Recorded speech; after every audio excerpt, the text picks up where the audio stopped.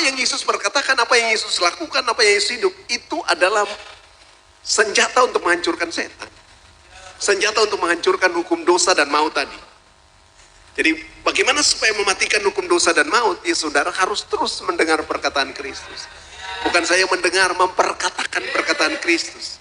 Dan juga harus hidup sesuai dengan pola dan model Kristus. Amin.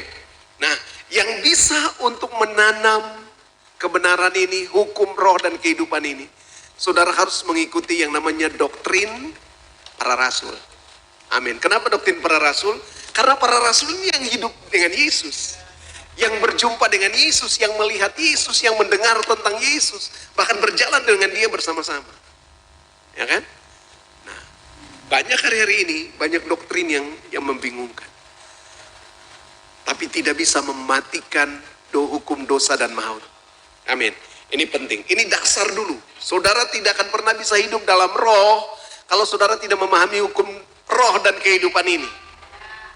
Amin. Tadi dimulai ini apa? Tahu identitas kita adalah manusia roh. Ya kan? Lalu yang kedua, kita harus tahu hukum apa yang mengendalikan hidup kita. Bukan lagi hukum dosa dan maut, bukan lagi hukum Taurat atau hukum agama, tapi harus hukum roh dan kehidupan. Hukum roh dan kehidupan itu perkataan Kristus. Hukum roh dan kehidupan beroperasi itu sebanding dengan level iman yang kita terima. Halo? Hukum roh dan kehidupan beroperasi sebanding dengan level iman yang kita miliki. Kenapa? Roma pasal 10 ayat 17. Dia bilang apa? Iman timbul dari pendengaran. Iman timbul dari pendengaran. Dan pendengaran akan firman Kristus. Jadi waktu kita mendengar firman Kristus, iman tumbuh, level hukum roh kehidupan itu juga bergerak. Semakin imanmu naik, hukum roh dan kehidupan itu juga terus bekerja. Amin. Sampai saudara jadi pemenang. Kalau saudara ahli hukum, siapa lagi yang mau gugat saudara?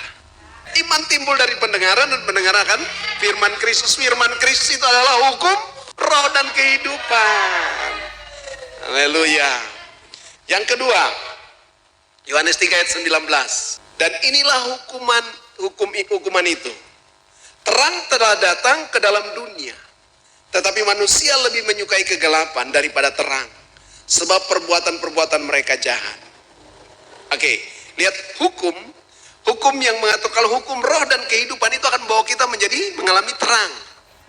Tapi kalau orang yang punya hukum dosa dan maut, dia akan suka di kegelapan. Amin.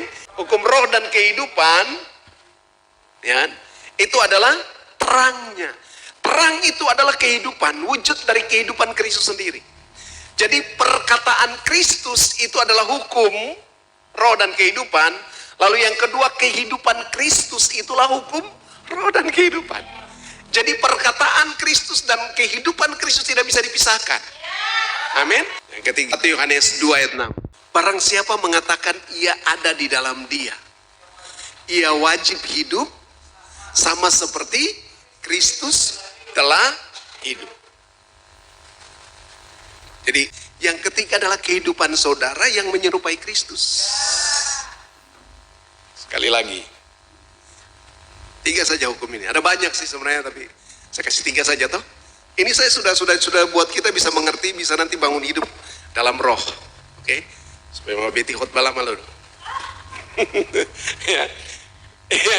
Yang pertama tadi apa? Perkataan Kristus. Itu adalah hukum roh dan kehidupan. Hanya perkataan Kristus yang membuat hukum dosa dan maut selesai. Ya kan? Yang kedua,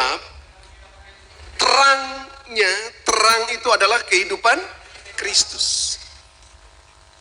Lalu yang ketiga adalah kehidupan saya yang meneladani kehidupan Kristus. Amin. Jadi sekarang orang tidak lagi melihat Kristus, tapi mereka harus bisa melihat kita.